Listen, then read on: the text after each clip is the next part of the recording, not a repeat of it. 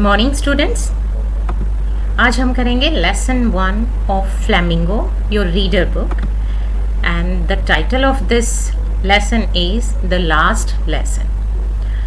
Flamingo के बारे में पहले जान लेते हैं कि आपकी जो रीडर बुक है इसका मीनिंग क्या है, इसके टाइटल का मीनिंग क्या है।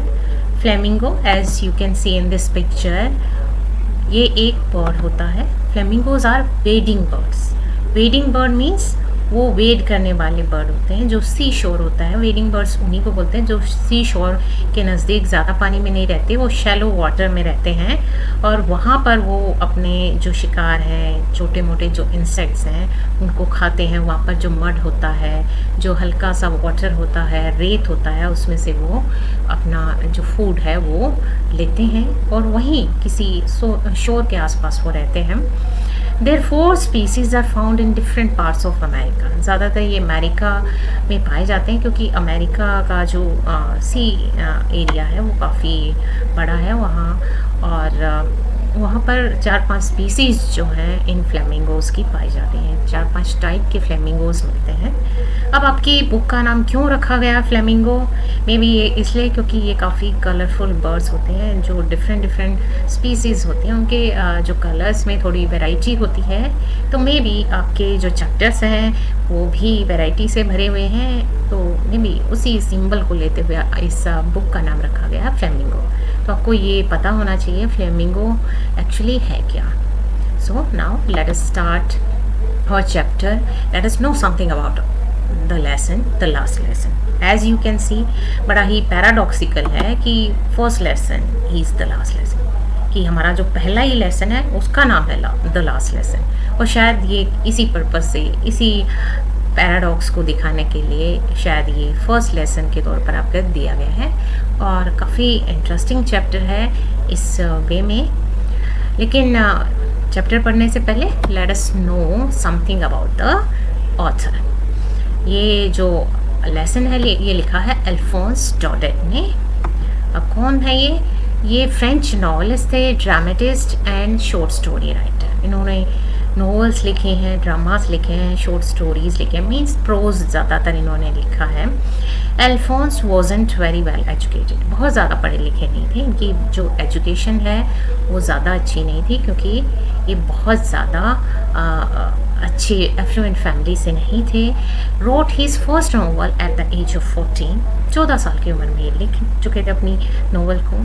तो many of Alphonse work drew inspiration from instances of his life, means क्योंकि ज़्यादा पढ़े लिखे नहीं थे तो इन्होंने जो लाइफ के रियल एक्सपीरियंसेस हैं उन्हीं से इंस्पिरेशन उन्होंने लिया था और इनके लाइफ के एग्जाम्पल्स के थ्रू ही इन्होंने सीखा था।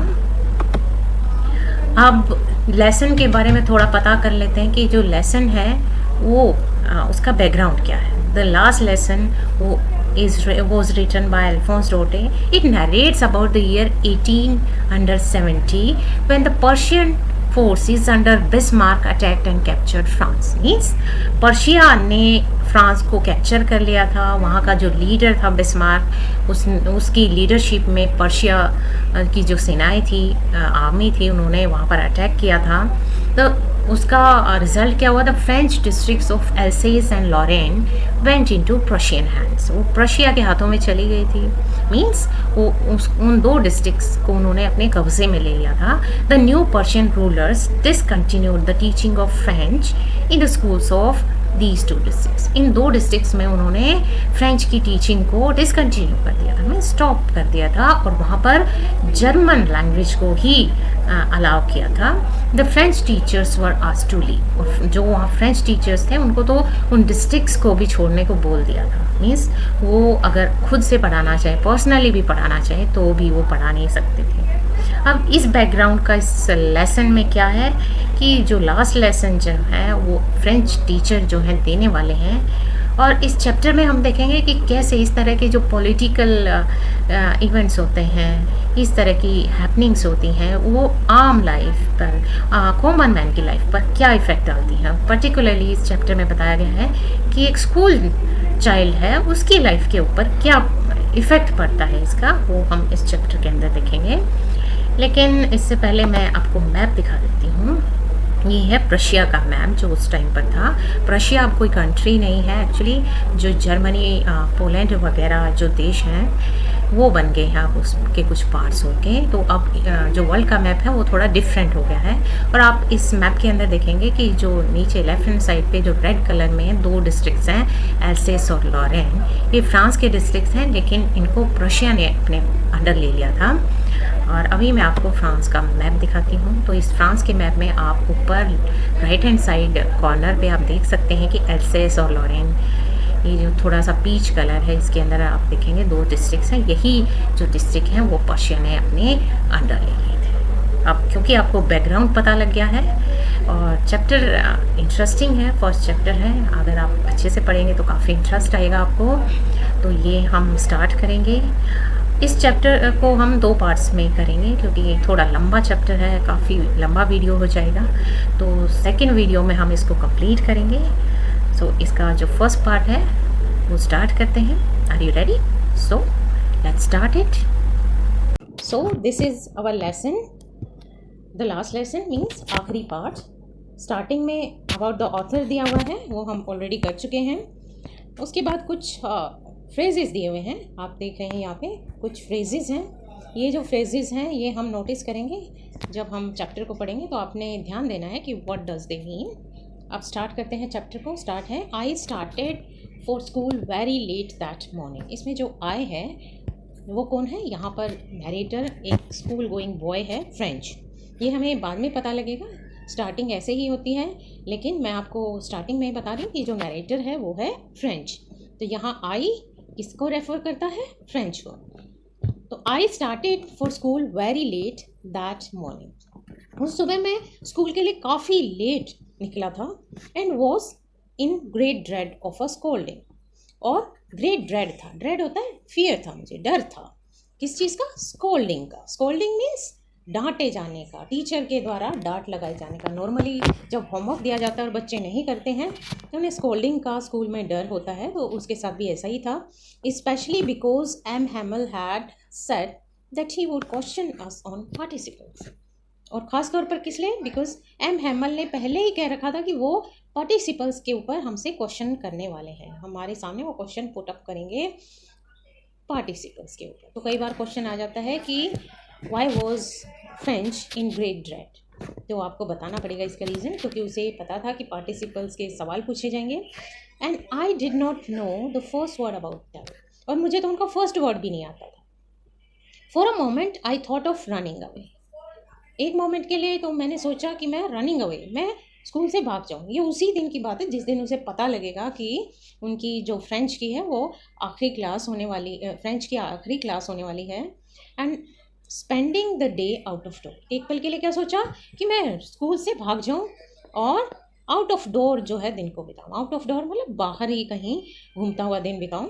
It was so warm, so bright. इतना वार्म था सब कुछ, हर चीज़ इतनी वार्म थी, ब्राइट थी। The birds were chirping. Birds जो थे वो चहचा रहे थे at the as of the woods. Woods means forest, जो वहाँ पर फॉरेस्ट होगा उसके एज, उसके छोर पर, उसके किनारे जो बर्ड्स थे उनके चहचाने की, चर्पिंग की आवाज़ आ रही थी। And in the open field back of the saw mill, और खुले हुए फील्ड में सॉ मिल के पीछे, सॉ मिल होता है जहाँ सॉइंग का काम होता है, आरा मशीन होती है, तो वहाँ पर प्रशियन सोल्जर्स वर ड्रिलिंग। वहाँ प्रशिया के जो सोल्जर्स थे, आपको पता है प्रशिया के सोल्जर्स जिन्होंने कैप्चर कर लिया था उनके डिस्ट्रिक्ट को, ये उन्हीं डिस्ट्रिक्ट्स में से एल्सेस में रहता है ये फ्रेंच। तो पर्शिया के सोल्जर्स जो थे वहाँ पर ड्रिल कर रहे थे। ड्रिल मीन्स प्रैक्टिस कर रहे थे, उनका जो भी उनका मैन्यूवर्स होंगे, जो भी जिस तरीके से वो करते होंगे, तो वो ड्रिल कर रहे थे, अभ्यास कर रहे थे। It was all much more tempting than the rule of for participants.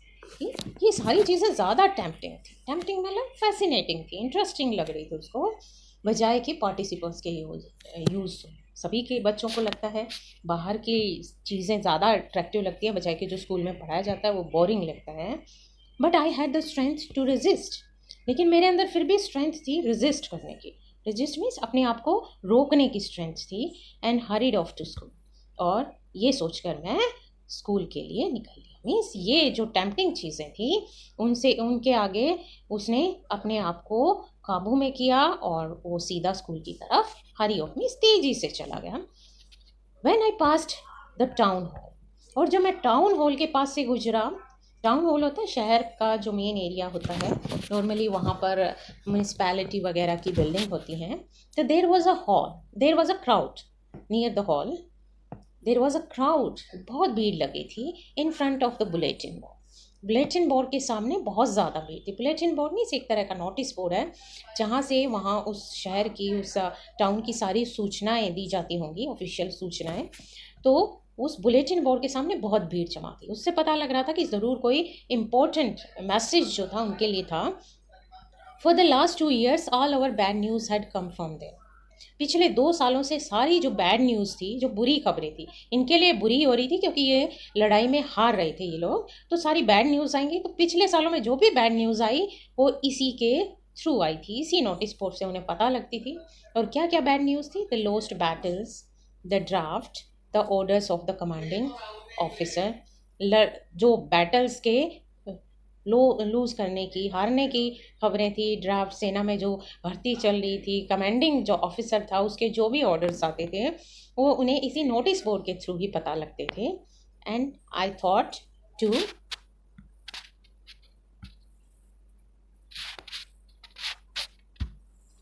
My self without stopping, और मैंने अपने आप में सोचा बगैर, what can be the matter now, कि अब क्या बात हो सकती है, कि ऐसी क्या बात है, क्या सीरियस या क्या बैड न्यूज़ हो सकती है कि जो ये मैसेज है वो अब आया है, कोई नया मैसेज आया है, तो ये उसके माइंड में चल रहा है। Then as I hurried by as fast as I could go, और फिर मैं तेज़ी से, जितनी तेज़ी से मैं जा सकता था वैसे जब जा रहा था, द ब्लैक स्मिथ, कोई ब्लैक स्मिथ था। ब्लैक स्मिथ आपको पता है, जो लोहे का काम करता है उसको ब्लैक स्मिथ बोलते हैं, जिसका नाम था वेक्टर, हु वॉज देयर, जो खुद उस भीड़ में खड़ा हुआ था, विद हिज अप्रेंटिस, और उसका अप्रेंटिस भी उसके साथ था। अप्रेंटिस होता है जो उसके पास काम सीखने के लिए आता है, एक तरीके से उसका डिसिपल होता है। रीडिंग द बुलेटिन, वो बुलेटिन को पढ़ रहा था। कॉल्ड आफ्टर मी, उसने मुझे बुलाया, पीछे से आवाज़ देकर बुलाया क्योंकि मैं आगे जा रहा था, भागा। Don't go so fast Bob, you will get to your school in plenty of time. क्या बोला उसने कि बम्मिस बॉय, इतनी तेज़ी से मत जाओ, you will get to school in plenty of time, means तुम्हारे पास स्कूल जाने के लिए बहुत सारा टाइम पड़ा है। अब देखिए वो देर हो रही है और उसको कोई ऐसे बोले तो नेचुरली बच्चे को लगता है कि हाँ शायद उसके साथ मजाक करें कि इतनी भी क्या जल्दी है, अभी भी क्या जल्दी, अभी भी मत जा तू स्कूल। तो उसने ऐसा सोचा, तो I thought he was making fun of me, मैंने सोचा यहाँ आई मीन्स फ्रेंच ने सोचा कि वो मेरा मजाक उड़ा रहा है। And reached M Hamel's little garden all out of breath, और एम हैमल के छोटे से गार्डन में आउट ऑफ ब्रेथ, बिल्कुल पूरी जब हाफता हुआ वो गार्डन तक पहुंच गया, जो स्कूल का गार्डन था। अब ये एम हैमल कौन है? ये उनके टीचर हैं, तो उनके गार्डन तक वो पहुंच गया, मीन्स स्कूल की जो बाउंड्री थी वहाँ तक पहुँच गया। Usually when school begin there was a great bustle, आमतौर पर जब स्कूल की शुरुआत होती थी तो बहुत ज़्यादा बसल होता था। बसल मीन्स बहुत ज़्यादा शोर शराबा होता था। Which could be heard out in the street, और जिस नॉइज़ को स्ट्रीट में भी सुना जा सकता था, गली तक वो आवाज़ जाती थी। The opening and closing of desk, क्या क्या आवाज़ें होती थी कि जो डेस्क होते थे उनके खुलने और बंद होने की आवाज़ें, मीन्स जैसे बच्चे आते थे वो अपने बैग्स वगैरह रखने के लिए डेस्क को खोलते थे या बंद करते थे। लेसन्स रिपीटेड इन यूनाइजन, जब लेसन्स को यूनाइजन में एक सुर में रिपीट किया जाता था, मीन्स बच्चे रिपीट करते थे क्योंकि टीचर जो थे उनसे क्वेश्चन पूछने वाले होते थे। Very loud with our hands over our ears, और जब हम ये काम बहुत ज़ोर से करते थे क्योंकि, और हम अपने कानों के ऊपर अपने हाथों को रख लेते थे टू अंडरस्टैंड बेटर, ताकि हम बेटर अंडरस्टैंड कर सकें। आप समझ सकते हैं कि नॉर्मली हम कान बंद कर लेते हैं ताकि हमें बाहर की आवाज़ ना सुनाई दे। And the teacher's great roller rapping on the table, और क्या आवाज़ आती थी कि टीचर का जो बड़ा सा रूलर होता था वो टेबल के ऊपर रैप करता रहता था, मीन्स टीचर जो थे उस टेबल के ऊपर उसको मारते रहते थे। But now it was all so still, लेकिन अब सारा कुछ स्टिल था, शांत था। I had counted on the commotion to get on my desk without being seen. अब ये देखिए ये लाइन, काउंटेड ऑन का मतलब डिपेंड ऑन, किसी चीज़ पर निर्भर होना। मैं निर्भर था किस चीज़ पर? उस कमोशन के ऊपर, उस नॉइज़ के ऊपर मैं निर्भर था कि उतना सारा कमोशन होगा, कन्फ्यूजन होगा, नॉइज़ होगा, उसके ऊपर मैं डिपेंड कर रहा था कि मैं अपने डेस्क पर बगैर देखे हुए चला जाऊंगा, क्योंकि ये लेट था। तो उसने सोच रखा था, पहले ही डिसाइड कर रखा था कि उस शोर शराबे के अंदर चुपचाप अपने डेस्क पर जाकर चला जाऊंगा। But of course that day everything had to be as quiet as Sunday morning. लेकिन इसमें कोई शक नहीं कि उस दिन हर चीज़ इतनी क्वाइट थी, इतनी शांत थी, जैसे कि कोई संडे मॉर्निंग होती है। जैसे संडे को स्कूल नहीं लगता, जितना शांत स्कूल तब होता है वैसा स्कूल लगा हुआ था। Everything was strange. Through the window I saw my classmates, और विंडो में से मैंने अपने क्लासमेट्स को पीक करके देखा। ऑलरेडी इन देयर प्लेसेस, पहले अपनी जगह बैठे हुए थे। And M Hamel walking up and down with his terrible iron ruler under his arm. और M Hamel up and down ऊपर नीचे नहीं होता, अप एंड डाउन का मतलब इधर उधर जा रहे थे। जब वॉक अप एंड डाउन होता है तो उसका मतलब होता है आगे पीछे वो जा रहे थे। जब कोई टेंशन में होता है नॉर्मली तब ऐसा करता है। और उनका जो भयानक सा टेरिबल सा आयरन रूलर था, लोहे का जो उन्होंने रूलर लिया हुआ था, डंडा लिया हुआ था, तो उनकी बाजू के नीचे उन्होंने रखा हुआ था। I had to open the door. देखो हैड टू यहाँ पर मॉडल का यूज़ किया है। हैड टू मजबूरी के लिए हम यूज़ करते हैं, हैज़ टू, हैव टू, कि मुझे करना पड़ा। क्या करना पड़ा? ओपन द डोर, मुझे डोर खोलना पड़ा। And go in before everybody, और had to go in before everybody, और भी क्या करना पड़ा? हर किसी के सामने जाना पड़ा। उसने तो सोचा था चुपचाप चला जाऊंगा, लेकिन कोई शोर शराबा ही नहीं था, सब शांत था। तो उसकी मजबूरी थी कि उसे दरवाज़ा खोलना पड़ा सबके आगे, और सबके आगे ही जाना पड़ा। सबको पता चल गया कि he was late. You can imagine how I blushed, कि आप इमेजिन कर सकते हैं। वो रीडर्स को कह रहा है, यू किसके लिए आया? रीडर्स को, जिसको भी ये कहानी बता रहा है, हमें बता रहा है। तो यू कैन इमेजिन, वो कह रहा है कि आप कल्पना कर सकते हैं how I blushed. Blushed means कितना एम्बेरस्ड था मैं, कितना शर्मिंदा था। And how frightened I was, और कितना फ्राइटन, कितना डरा हुआ था मैं। फ्राइटन मीन्स डरा हुआ था। बट नथिंग हैपेंड, लेकिन कुछ नहीं हुआ। इस टीचर को गुस्सा ही नहीं हुआ। नथिंग हैपेंड का मतलब उसने जो सोच रखा था कि टीचर डांटेंगे, ऐसा कुछ होगा, लेट गया है, ऐसा कुछ नहीं हुआ। M Hamel saw me and said, M Hamel ने मुझे देखा और कहा, वेरी काइंडली, बहुत काइंडली कहा, go to your place quickly little French, कि लिटिल फ्रेंच अपनी जगह जल्दी चले जाओ। We were beginning without you, कि हम तो तुम्हारे बगैर ही शुरू करने वाले थे। देखो यहाँ पर हमें पता लगता है कि who is the narrator? French, क्योंकि अभी तक वो आई करके बोल रहा है। तो यहाँ पर हमें पता लगा कि narrator's name is French.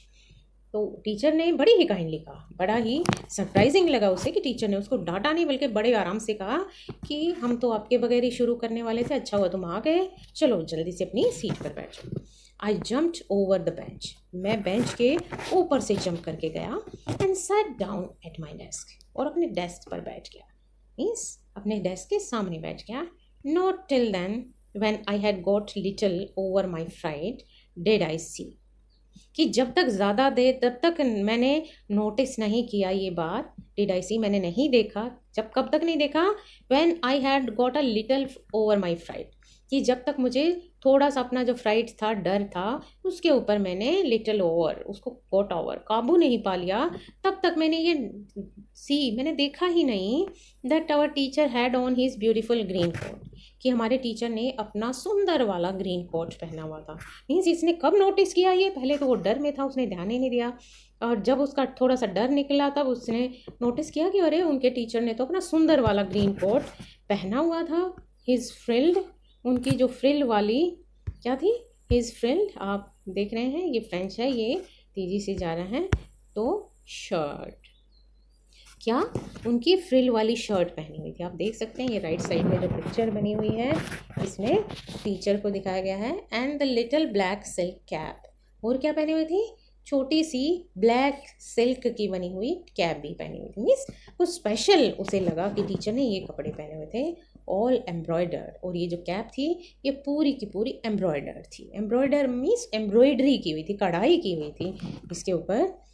That he never wore except on inspection and prize days, और ये ड्रेस वो इंस्पेक्शन या प्राइज डेज होते हैं। इंस्पेक्शन मीन्स जब स्कूल के इंस्पेक्शन के लिए कोई ऑफिसर्स आते हैं तब, या फिर प्राइज डेज होते हैं जब कोई प्राइज डिस्ट्रीब्यूशन वगैरह होता है, स्पेशल डे होता है, तभी वो पहनते थे। Besides the whole school seem so strange and solemn, और इसके साथ साथ और क्या चीज़ उसने नोटिस की कि पूरा का पूरा स्कूल सीम सो स्ट्रेंज, इतना स्ट्रेंज लग रहा था, एंड solemn, और इतना सीरियस लग रहा था, गंभीर लग रहा था, अजीब लग रहा था. But the thing that surprise me most, लेकिन सबसे ज़्यादा सरप्राइज मुझे जिस चीज़ ने किया मोस्ट, सबसे ज़्यादा जिसने किया, was to see on the back benches that were always empty the village people sitting quietly like ourselves. क्या नोटिस किया उसने कि ये देखना कि बैक बेंचेस के ऊपर, जो पीछे वाले जो बेंचेस थे जो हमेशा एम्प्टी रहते थे, हमेशा खाली रहते थे, वहाँ पर विलेज पीपल बैठे हुए थे, sitting quietly like ourselves, हमारी तरह चुपचाप बैठे हुए थे, जैसे बच्चे बैठते हैं, स्टूडेंट्स बैठते हैं, वैसे बैठे हुए थे. जो उस टाउन के जो बूढ़े लोग थे या बड़े लोग थे वो बैठे हुए थे. कौन कौन? ओल्ड होसर, कोई होसर नाम का एक बूढ़ा आदमी था, वो बैठा हुआ था, ये जानते होंगे उसे. विद हिज 3 कॉर्नर हेड, उसने अपना तिकोना, 3 कोनों वाला यानी कि तिकोना हेड पहना हुआ था, हेड टॉप पहना हुआ था. द फॉर्मर मेयर, और कौन बैठा हुआ था वहाँ पर? एक पहले जो मेयर था शहर का वो भी बैठा हुआ था. द फॉर्मर पोस्ट मास्टर, पहले जो पोस्ट मास्टर हुआ करता था, जो डाकखाने का मालिक था, वो बैठा हुआ था. एंड सेवरल अदर बिसाइड्स, और भी दूसरे साइड में बैठे हुए थे. एवरीबडी लुक्ड सैड, हर कोई सैड था, हर कोई उदास लग रहा था, हर कोई सीरियस लग रहा था. And Hauser had brought an old primer, और जो बूढ़ा होसर था वो तो अपने साथ एक पुरानी प्राइमर लेके आया हुआ था. प्राइमर होता है प्राइमरी की किताब, बिल्कुल स्टार्टिंग में जो कायदा होता है पुराने टाइम में, बिल्कुल जिसमें अल्फ़ाबेट स्टार्टिंग से दिए होते हैं, तो वो लाए हुए थे, उनकी पढ़ी हुई होगी. थम्ड एट द एजेस, और वो क्या थी? एजेस से थम्ड थी, मीन्स जिसके जो कोने थे, कॉर्नर थे, वो थम्ड हो गए थे.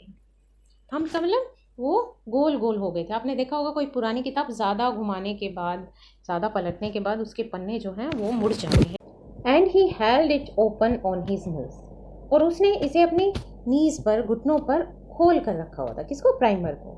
With his great spectacles lying across the pages, और उनके जो स्पेक्टिकल्स थे उसके खुले हुए पेजेस के आर पार रखे हुए थे, जैसे वो पढ़ने को कोई तैयार हो. While I was wondering about it all, जबकि मैं इन सारी चीज़ों के बारे में सोच ही रहा था, M Hamel mounted his chair, M Hamel ने अपनी चेयर को माउंट किया, मीन्स उसको ऑक्यूपाई किया. वो इधर उधर जा रहे थे तो अपनी चेयर पर बैठ गए.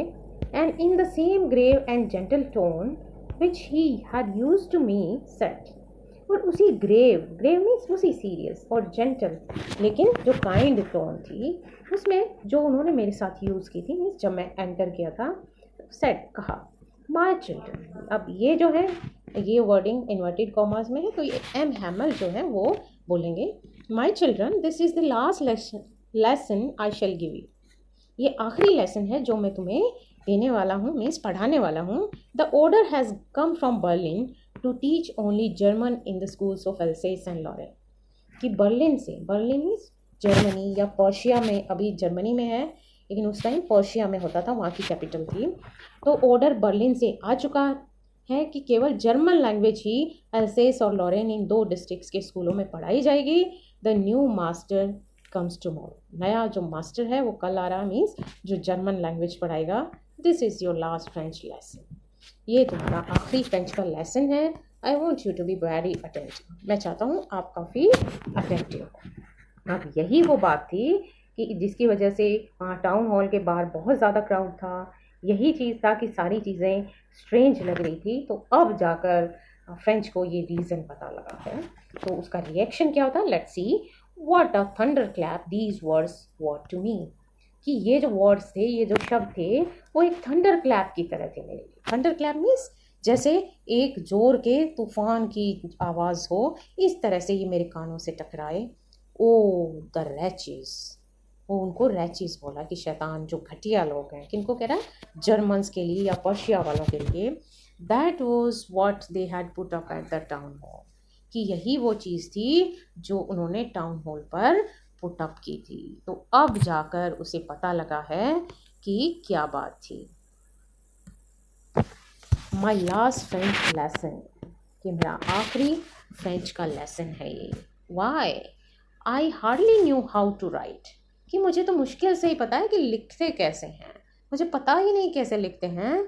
I should never learn any more, कि अभी मुझे लिखना ही नहीं आता, और अब मुझे एनी मोर मीन्स और ज़्यादा मैं नहीं सीखूंगा, मीन्स यहाँ पर मुझे स्टॉप होना पड़ेगा, आई मस्ट स्टॉप देयर, मुझे यहीं रुकना पड़ेगा। देन तो oh how sorry I was for not learning my lessons. अब जाकर उसे पता लगा है कि कितना सॉरी फील कर रहा था कि अपने लेसन को ना सीखने के लिए, फॉर सीकिंग बर्ड्स एग्स और गोइंग स्लाइडिंग ऑन द सा। और क्या करने के लिए, सिर्फ किस लिए मैंने लेसन नहीं किए कि या तो मैं बर्ड्स के एग्स के पीछे भागता रहता था, उनको खोजता रहता, सीख करना मतलब सर्च करना, और या फिर सार नामक जो जगह है वहाँ स्लाइड्स बनी होंगी, ऊपर ऊंचे नीचे थोड़ा सा स्लोपिंग एरिया होगा, तो वहाँ पर मैं स्लाइड करने के चक्कर में स्कूल के लेसन याद नहीं करता था। मीन्स मैं इन खेलों के कारण अपनी चीज़ों को आगे पुटअप करता रहता था। My books that had seem such a nuisance a while ago. और मेरी किताबें जो थोड़ी देर पहले मुझे इतना बड़ा न्यूसेंस लगती थी, न्यूसेंस मतलब इतनी बड़ी बुरी चीज़ लगती थी, इतनी बड़ी तंग करने वाली चीज़ लगती थी, सो हैवी टू कैरी, इतनी बोझ वाली लगती थी कि मुझे उनको लाना भी भारी लगता था। माई ग्रामर, मेरी ग्रामर की किताब, माई हिस्ट्री ऑफ द सेंट्स, मेरे जो संतों के इतिहास की किताब, जो सारी भी फ्रेंच भाषा में थी, बिकॉज उनका मीडियम ऑफ इंस्ट्रक्शन भी क्या था, फ्रेंच ही था। वर ओल्ड फ्रेंड्स नाउ, अब वो मेरे ओल्ड फ्रेंड्स बन गए थे, अब वो मेरे पुराने साथी बन गए थे। मीन्स जो चीज़ें मुझे इतनी बकवास लगती थी, अचानक वो मुझे इतनी डियर हो गई, इतने डियर हो गई कि वो मुझे पुराने साथी लग रहे थे, that I couldn't give up, जिनको मैं छोड़ना नहीं चाहता था, उन चीज़ों को मैं गिव अप करना ही नहीं चाहता था। एंड एम हैमल टू, और एम हैमल भी जो हमारे टीचर थे वो भी, the idea that he was going away, कि ये जो आइडिया था कि वो जा रहे हैं, that I should never see him again, कि मैं उनसे दोबारा कभी नहीं मिलूंगा, made me forget all about his ruler, उसने मुझे उनके रूलर के बारे में सब कुछ भुला दिया, वो जो डंडे मारते थे उनके बारे में मैं सब कुछ भूल गया, अब वो चीज़ें भूल गया था। अब मुझे उस टीचर को भी देखकर दया आ रही थी, and how cranky he was, और ये भी भूल गया था कि वो कितने क्रैंकी थे। क्रैंकी होता है थोड़ा सा सनकी सा आदमी जिसके अंदर कुछ अलग ही क्वालिटीज़ होती हैं, तो वो सनकीपन भी मैं उनका भूल गया था। मीन्स अब ये सारी चीज़ें जो मुझे छोड़नी पड़ेंगी वो मुझे अच्छी लग रही थी। तो स्टूडेंट्स आप देखेंगे कि जब कोई चीज़ हमें फ्री में मिल जाती है या बेकार में मिली रहती है तो हम उसकी वैल्यू नहीं करते, और जब हमें लगता है कि वो शायद हमसे ले ली जाएगी, हम उसको और ज़्यादा हमारे पास नहीं रख सकते, तो तब हमें उसकी वैल्यू पता लगती है। और यही बात जो है वो फ्रेंच के साथ हो रही थी। फिर सोचता है वो आगे कि पुअर मैन, बेचारा आदमी, किसके लिए कह रहा है, अपने टीचर के लिए कह रहा है, कि वो भूल गया कि वो क्या क्रैंकी था या वो डंडे भी मारता था, सब भूल गया, उसको बेचारा आदमी कह रहा है। It was in honour of this last lesson that he had put on his fine Sunday clothes, कि अच्छा यही बात है, इस आखिरी लेसन को ऑनर देने के लिए, इसके सम्मान देने के लिए उसने अच्छे खासे अपने संडे वाले क्लोथ्स पहने हुए हैं। संडे के मीन्स जो वो नॉर्मली स्पेशल डेज पर पहनता वो कपड़े उसने पहने हुए हैं। एंड नाउ आई अंडरस्टूड, और अब मेरी समझ आ गया, अब मैं समझ गया था, क्या समझ गया था, why the old man of the village were sitting there on the back of the room, कि क्यों जो गांव के जो बड़े लोग थे रूम में पीछे बैठे हुए थे। अब उसकी समझ आ गया था।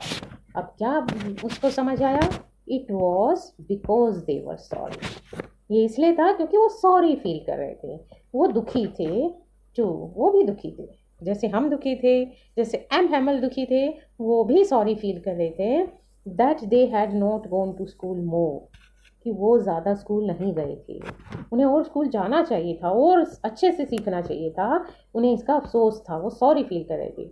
It was their way of thanking our master for his 40 years of faithful service, और ये उनका अपना तरीका था क्या करने का, थैंकिंग आवर मास्टर, हमारे मास्टर को थैंक करने का, धन्यवाद करने का, उनकी 40 years की फेथफुल जो उन्होंने सर्विस की थी टीचिंग करके, उसको उसके लिए उनको थैंक करने का ये उनका तरीका था कि वो आखिरी दिन उनके सम्मान में वहाँ आए हुए थे, end of showing there respect for the country, और इसके साथ साथ वो अपने देश के प्रति भी रिस्पेक्ट शो कर रहे थे। क्यों, क्योंकि वो अब दूसरे के हाथों में जाने वाला था उनका एरिया, तो वो अपने देश के प्रति रिस्पेक्ट भी शो करना चाहते थे।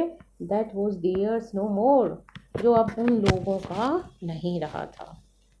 इनका जो एल्सेस और लॉरेन की जो दो डिस्ट्रिक्ट के लोग थे, अब वो उस देश के नहीं रहे थे जिससे वो बिलोंग करते थे, बल्कि अब वो पर्शिया से बिलोंग कर रहे थे, तो वो उसके लिए भी धन्यवाद करना चाहते थे।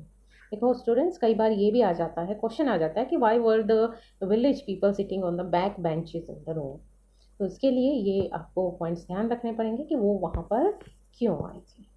सो आज के लिए ये इतना ही है कि हम पार्ट 1 जो है उसको फिनिश करते हैं, और कल हम चैप्टर अपना कंप्लीट करेंगे।